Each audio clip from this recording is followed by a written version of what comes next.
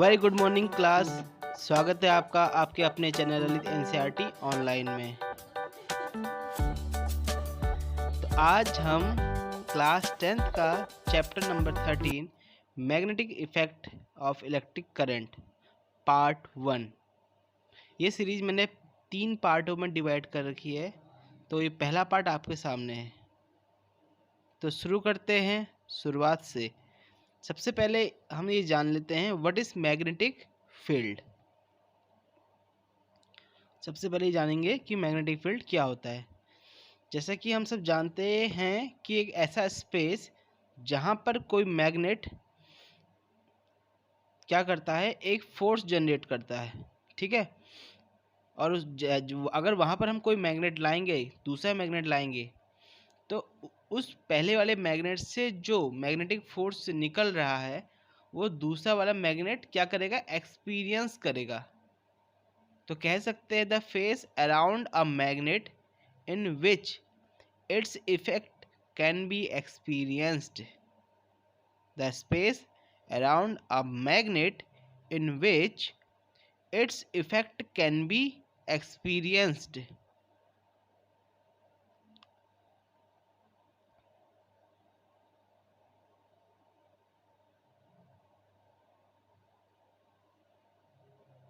That means its force can be detected.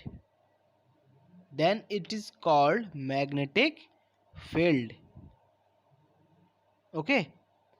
जो magnetic field होती है, मैग्नेटिक फील्ड एक वेक्टर क्वांटिटी होती है और इसकी जो एसआई यूनिट होती है वो टेस्ला होती है।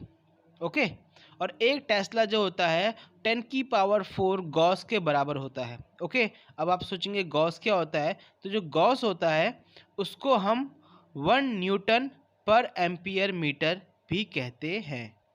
तो अगर एग्जाम में आता है what is the value of tesla in gauss, तो आप लिखेंगे 1 tesla equals to 10⁴ gauss. Okay? The smaller unit of magnetic field is gauss and the SI unit of magnetic field is Tesla. I hope आपको समझ में आया होगा what is magnetic field. The second topic is magnetic field lines.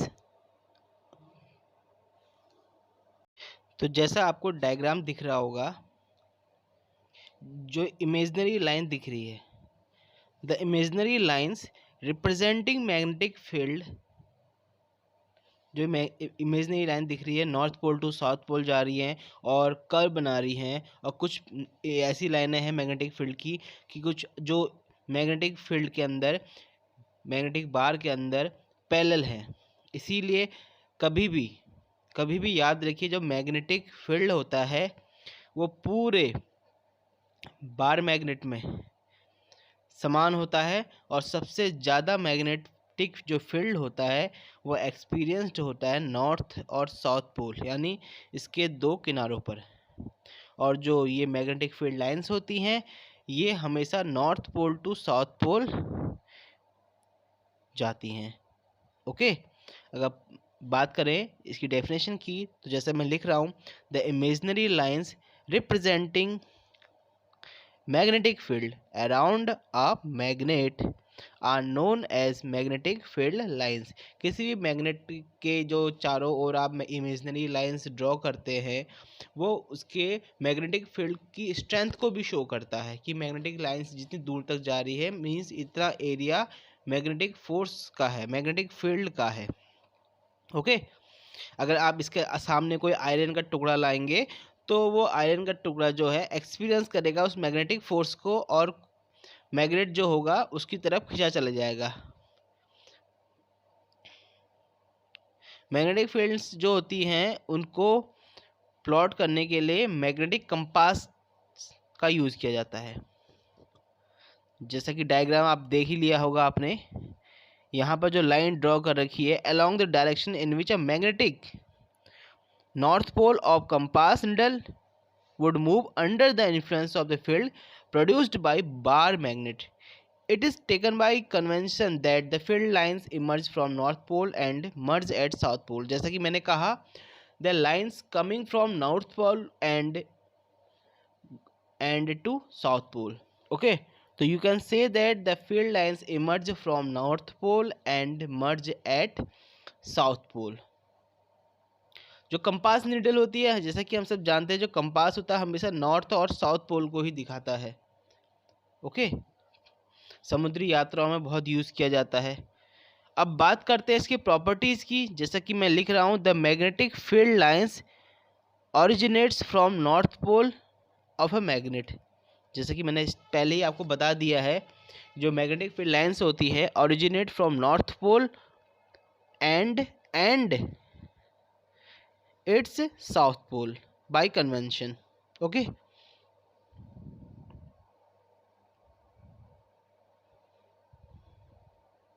और diagram आपने देखा होगा कि मैग्नेटिक लाइंस क्या कर रही है, क्लोज्ड एंड कंटिन्यूस कर्व बना रही है. क्लोज्ड एंड कंटिन्यूस कर्व बना रही हैं. तो जो इसकी सेकंड प्रॉपर्टी है, अगर आपसे पूछा जाएगा क्या होगी, तो आप लिख सकते हैं, क्या लिख सकते हैं, the magnetic field lines, the magnetic field lines are closed and continuous curve.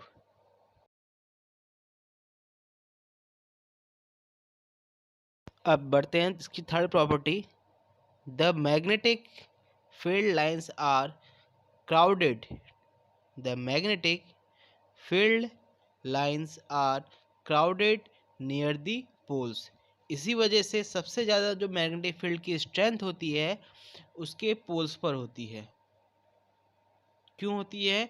यहाँ पर जो मैग्नेटिक फील्ड होता है बहुत स्ट्रांग होता है, क्योंकि सारी मैग्नेटिक फील्ड लाइंस जो हो रही हैं वहीं पर इकट्ठा हो रही हैं. एक एंड से स्टार्ट होकर दूसरी एंड्स में इकट्ठा हो रही है, तो दोनों एंड्स में उनकी जो नंबर ऑफ लाइंस है वो नंबर ऑफ एन टाइम्स हो जाएंगी, मतलब 20 से ज़्यादा किनारों पर. और वहाँ पर मैग्नेटिक फील्ड स्ट्रांग होगा. और जहाँ पर मैग्नेटिक फील्ड की जो लाइंस हैं अलग अलग होती हैं, जैसा कि बीच में होता है, वहाँ पर मैग्नेटिक फील्ड जो होता है वो वीक होता है.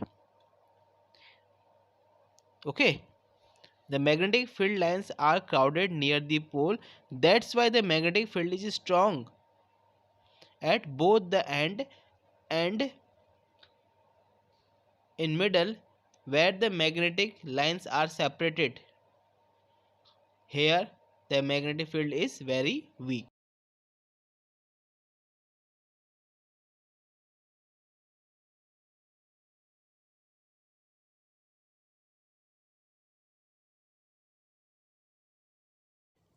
Now our next topic is magnetic field due to a current through a straight conductor. तो यहाँ पर हमें एक कंडक्टर ले रहा है जो कि बिल्कुल स्ट्रेट है. आप उसको एल लेंथ का भी ले सकते हो.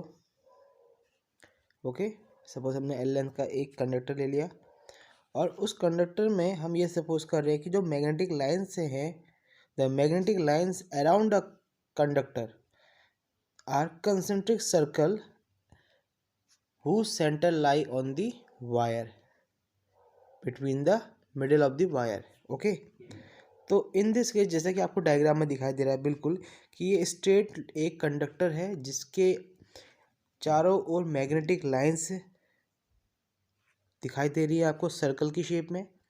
ये मैग्नेटिक फील्ड लाइन से हैं और ऐसे में इस स्ट्रेट कंडक्टर के अंदर जो मैग्नेटिक फील्ड जनरेट हो रहा है जिसको हम कैपिटल बी से दिखाते हैं, याद रखिएगा मैग्नेटिक फील्ड को कैपिटल बी से दिखाते हैं, वो होगा इसके अंदर जब तक करंट रहेगा तब तक मैग्नेटिक फील्ड रहेगा. यानी the magnetic field capital B is directly proportional to the current जिसको हम आई से दिखाते हैं. ओके, क्योंकि हम जानते हैं जब तक किसी भी कंडक्टर में करंट फ्लो रहेगा तो उस करंट से इंड्यूस्ड एक मैग्नेटिक फील्ड जनरेट होगा, जैसा कि हम सब जानते हैं. ओके, और सेकंड में क्या होगा, जो ये मैग्नेटिक फील्ड होगा distance R from the wire के ये इन्वर्सली प्रोपोर्शनल होगा. Okay, distance from the wire यहाँ पर आर है, स्मॉल आर. ओके, तो ये था आपका magnetic field due to current through a straight conductor. अब इसके बाद जो नेक्स्ट आपका आता है वो होता है, एक बार और ध्यान से इसको सुन लीजिएगा, इसमें जो करंट होती है वो स्ट्रेट वायर की मैक्सवेल के राइट हैंड थंब रूल को फॉलो करती है। अब जो नेक्स्ट टॉपिक है, magnetic field due to a current through a circular loop.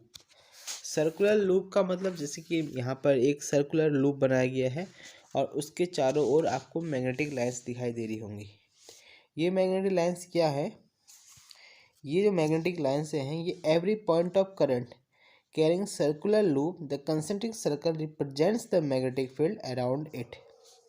तो ये जो आपको सर्कुलर लूप दिख रहा है इसके चारों ओर जो ये लाइंस हैं ये मैग्नेटिक फील्ड की लाइंस हैं। ओके, और ये जो मैग्नेटिक फील्ड की लाइंस है ये करंट के द्वारा प्रोड्यूस्ड हो रही है, जैसे कि हम सब जानते हैं। हम क्या लिख सकते हैं यहाँ पर, the magnetic field produced by current in a circular wire. तो ऐसे में जो मैग्नेटिक फील्ड जनरेट हो रहा है, ओके, वो अमाउंट ऑफ करंट के डायरेक्टली प्रोपोर्शनल है। जैसा कि पहले वाले में था स्ट्रेट कंडक्टर में, amount of current is directly proportional to magnetic field. क्योंकि मैंने जैसा कि आपको कहा, जब तक किसी भी कंडक्टर में चाहे वो सर्कुलर हो चाहे वो स्ट्रेट हो करंट रहेगी तब तक ही मैग्नेटिक फील्ड रहेगा। ओके, तो हम कह सकते हैं I is directly proportional to B. Second है, जैसे ये सर्कुलर वायर है इसके अंदर जितने नंबर ऑफ एन टर्न्स होंगे, मतलब जैसे आपने कॉइल देखी होगी उसमें नंबर ऑफ वायर्स, जो वायर होती है वो कितनी बार लपेटी होती है हम भी नहीं जानते हैं, हम मान लेते हैं नंबर ऑफ एन टाइम्स लपेटी होती है। तो ये नंबर ऑफ टर्न्स ऑफ जो सर्कुलर वायर होती है इस पर डिपेंड करता है मैग्नेटिक फील्ड, यानी B is directly proportional to capital N.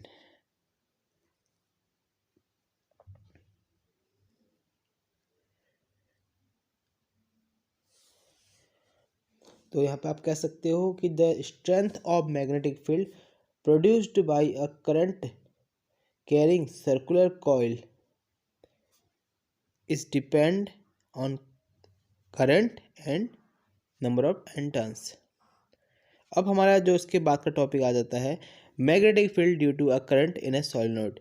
जैसे कि आपको डायग्राम मैंने बना रखा है, इस डायग्राम में जो कॉइल है उसमें number of N times copper wire को लपेटा गया है और उसको एक सर्किट से जोड़ दिया गया है जिसमें बैटरी भी है और स्विच भी है, और जहाँ से करंट हमने ऑन कर दिया है तो इस कॉइल के अंदर अब क्या है, करंट फ्लो होने लग गया है।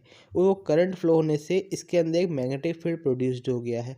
जो मैग्नेटिक फील्ड तीन चीज़ों पर डिपेंड कर रहा है, एक तो number of N turns of coil wire, और दूसरा इसके अंदर इस सर्किट के अंदर जो करंट फ्लो हो रही है उस पर डिपेंड कर रहा है, और तीसरा कर रहा है उस कॉपर वायर पर, यानी वो वायर के नेचर पे। अगर वो कॉपर की है तो कॉपर होने के कारण, क्योंकि copper and aluminium is a good conductor of electricity, तो यहाँ पर मैग्नेटिक फील्ड तीन चीज़ों पर डिपेंड कर रहा है।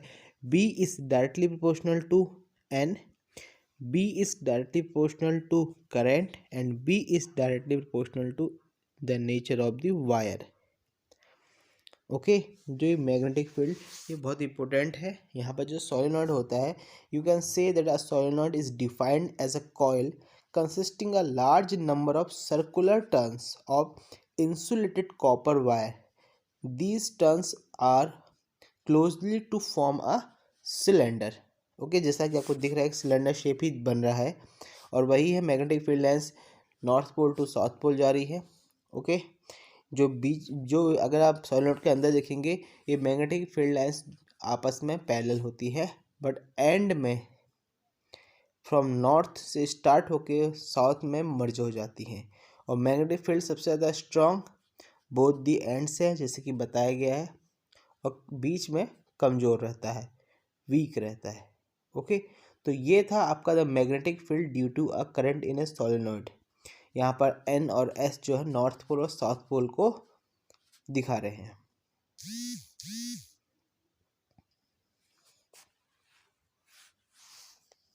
एग्ज़ाम में जब भी आएगा तो डायग्राम बनाना बहुत ज़रूरी है, बिना डायग्राम के आपको नंबर पूरे नहीं मिलेंगे, तो डायग्राम बहुत ज़रूरी है।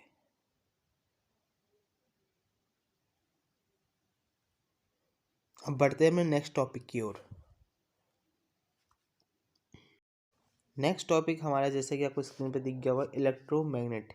सबसे पहले इसकी डेफिनेशन देख लेते हैं कि इलेक्ट्रोमैग्नेट होता क्या है। An electromagnet is a solenoid coil. Okay, एक कॉइल होती है, जैसे कि अभी हमने इससे पहले पढ़ा था सोलेनोइड के बारे में, वैसे ही एक कॉइल होती है दैट गेट्स मैग्नेटाइज्ड।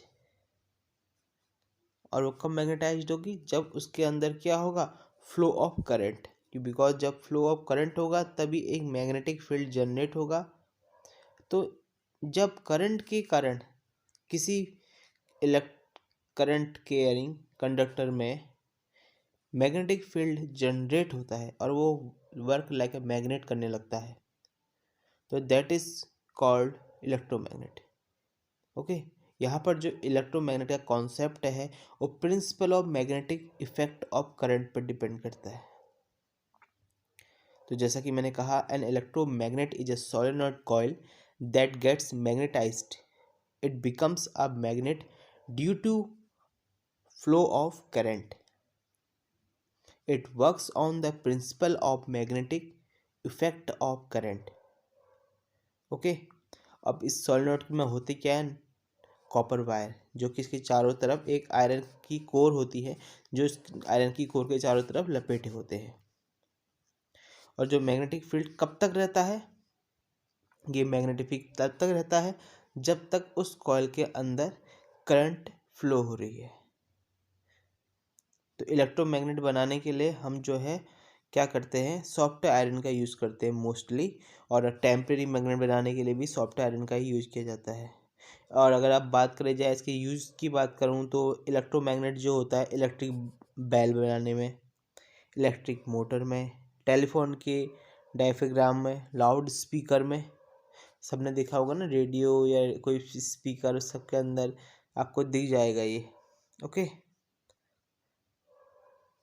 तो ये होता है electromagnet. It works on the principal of magnetic effect of current. तो मैंने इसके बारे में आपको बता ही दिया है पहले भी। इलेक्ट्रोमैग्नेट में हम एग्जाम्पल के लिए सॉफ्ट आयरन यूज़ करते हैं, बता दिया मैंने, for making electromagnet and for making temporary magnet. बहुत इंपॉर्टेंट टॉपिक है, व्हाट इज इलेक्ट्रोमैग्नेट, एग्जाम में पूछा भी जाता है।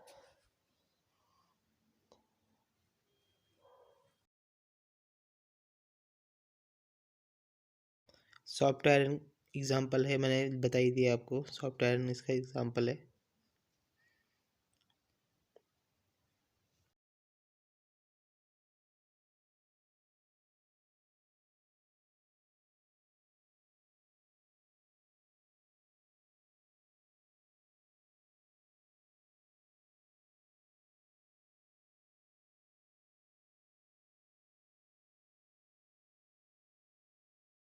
तो आप बात कर लेते हैं फ्लेमिंग के लेफ्ट हैंड रूल की।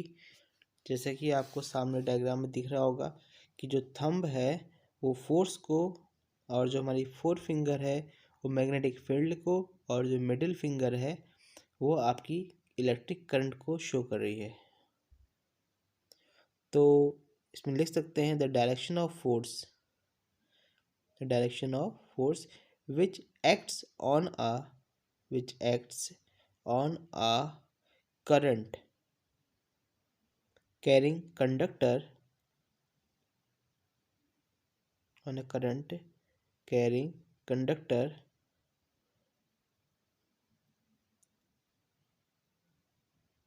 placed in a magnetic field, placed in a magnetic field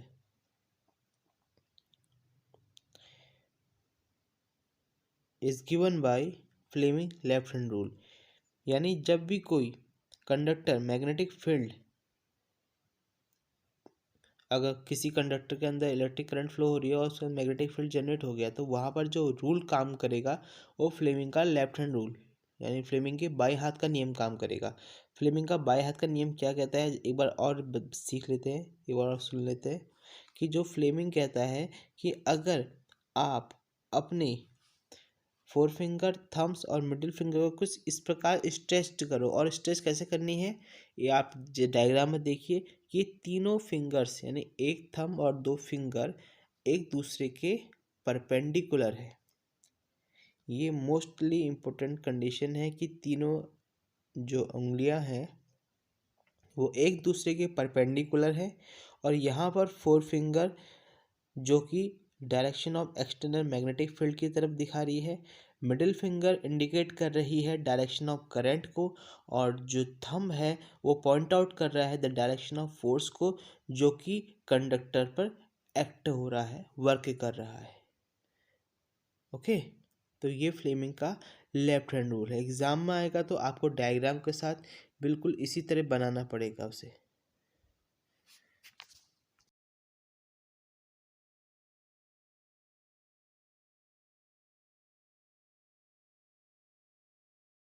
अब बात कर लेते हैं इलेक्ट्रोमैग्नेटिक इंडक्शन की।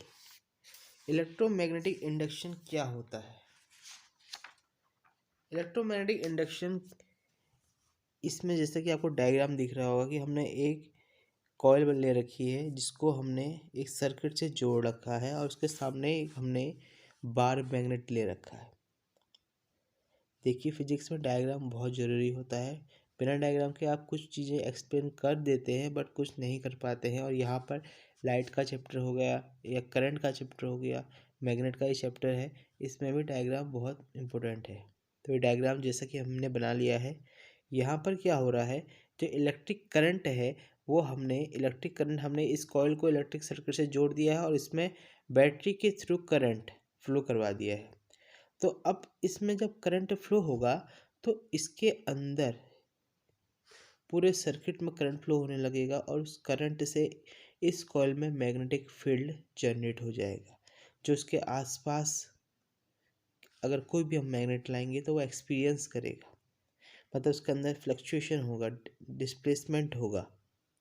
ओके, तो कह सकते हैं कि an electric current produced in a closed circuit by changing the magnetic field is called an induced current.